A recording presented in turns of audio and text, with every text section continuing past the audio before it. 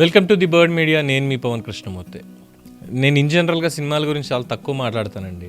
సినిమాలు చూస్తాను, ఏ సినిమా అయినా సరే. ఆఖరికి అప్పుడప్పుడు కొరియన్ సినిమాలు కూడా చూస్తూ ఉంటా, లాంగ్వేజ్ అర్థమైనా కాకపోయినా. అది మా చెల్లెలు నేర్పించింది అనుకోండి, అది వేరే విషయం. సో ఏ భాషలో ఉన్న సినిమా అది బాగుంది అంటే ఖచ్చితంగా చూడడం అనేది నాకు అలవాటు, ఎప్పుడైనా సమయం దొరికితే. ఈ మధ్యకాలంలో అంత టైం ఎక్కడా దొరకలేదు. మొన్న మధ్యన లేటెస్ట్గా నేను చూసింది అయితే తెలుగు సినిమా భైరవం. ఓటీటీలో కాదు, థియేటర్కి వెళ్ళి చూసింది. ఓటీటీలో ఎప్పుడు రిలీజ్ అవుతాయా, ఎప్పుడు టైం ఉంటే అప్పుడు చూద్దాంలే అనుకుని చాలా సినిమాలు వదిలేసా. ఈ న్యూస్ లేదంటే లేటెస్ట్ అప్డేట్స్, వర్క్, వీటితోటి అలాగే ట్రావెలింగ్, వీటితో సరిపోతుంది కొన్ని ఇష్యూస్ తోటి. కానీ ఈ సినిమా పర్టికులర్గా మాట్లాడాలని ఎందుకు అనిపించింది? అంత స్పెషల్ అందులో ఏముంది? నాకేం అర్థమైంది? ఇది ఈరోజు నేను మీతో పంచుకోబోతున్నా. This is not a review. డెఫినెట్గా ఇదేం ఆ సినిమాకి నేను ఇచ్చేటువంటి ప్రోగ్రెస్ కాదు, అంత స్థాయి కూడా డెఫినెట్గా నాకు లేదు.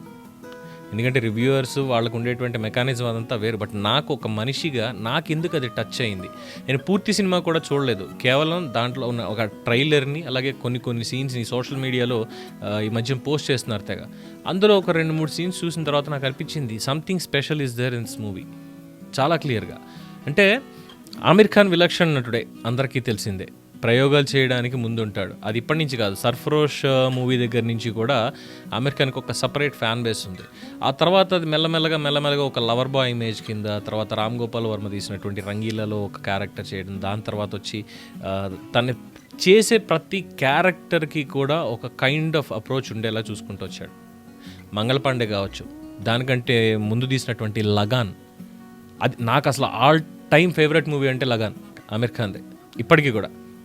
సో దాని తర్వాత వచ్చినటువంటివి చూసుకుంటే గజనీ హిందీలో రీమేక్ చేశాడు మురుగదాస్ తోటి. దాని తర్వాత ఇదేదో దొంగది ఓ సినిమా ఉంటుంది కదా, అదేదో చేశాడు, అందులో డ్యూయల్ క్యారెక్టర్. దాని తర్వాత చూసుకుంటే ఇలా వరుసగా చెప్పుకుంటూ పోతే ఇంకా చాలా ఉన్నాయి సినిమాలు చెప్పుకుంటూ పోతే.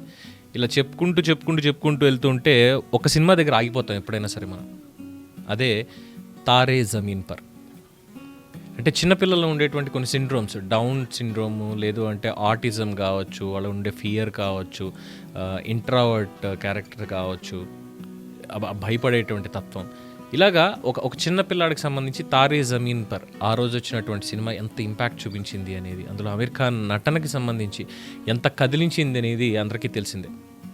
ఎందుకు ఇప్పుడు మళ్ళీ చెప్పుకుంటున్నాం అంటే, అదే దానికి కొనసాగింపుగా వచ్చినటువంటి సితారే జమీన్ పర్.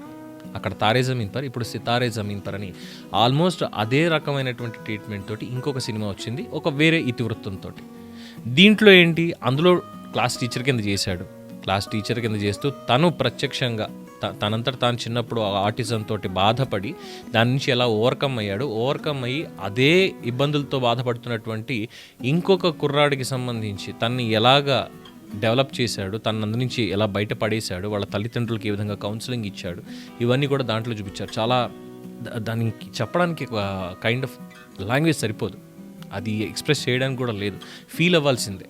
అంత ఉద్వేగంతో ఉంటుంది అది మొత్తం అంతా కూడా. ఆ సెంటిమెంట్ కానీ, ఆ కామెడీ కానీ, ప్రతి ఫ్రేమ్ ఒక క్లాసిక్ అనుకోవాలి.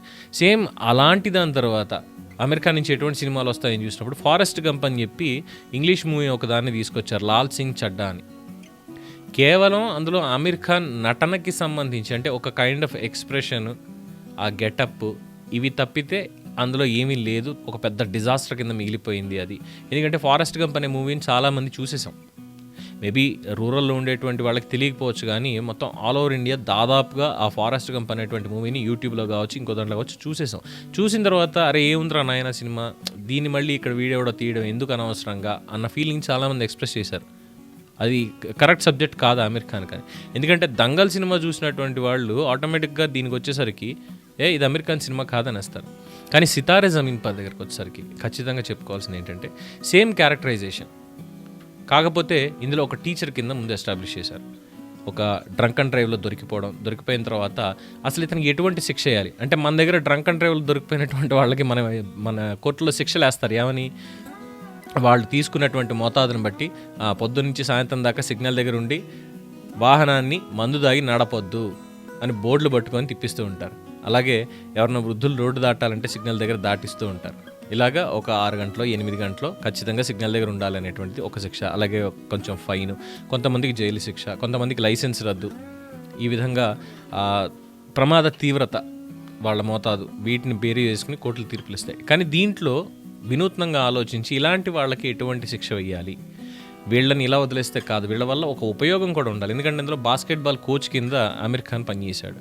ఆ పనిచేసిన తర్వాత ఒక స్కూల్లో మానసికంగా బాధపడుతున్నటువంటి విద్యార్థులు ఉన్నటువంటి ఒక స్కూల్లో ఆ బాస్కెట్బాల్ టీంకి కోచ్ కింద 3 నెలలు సర్వీస్ చేయాలని శిక్ష వేశారు. ఇక్కడ స్టార్ట్ అవుతుంది. అంటే ఇప్పటివరకు ఏముందిలే, ఇదంతా కూడా రొటీన్గా వెళ్ళిపోతుంది, తాగాడు, దొరికిపోయాడు, ఏదో శిక్ష వేశారు, అయిపోయింది అని చెప్పి కామన్గా పాత సినిమాల్లో ఉండేటువంటి ఒక మోస ఇక్కడ కనిపిస్తుంది కదా అనుకుంటే అక్కడి నుంచే మ్యాజిక్ మొదలవుతుంది. ఇక్కడి నుంచి ప్రతి పాయింట్ క్లాసిక్కే.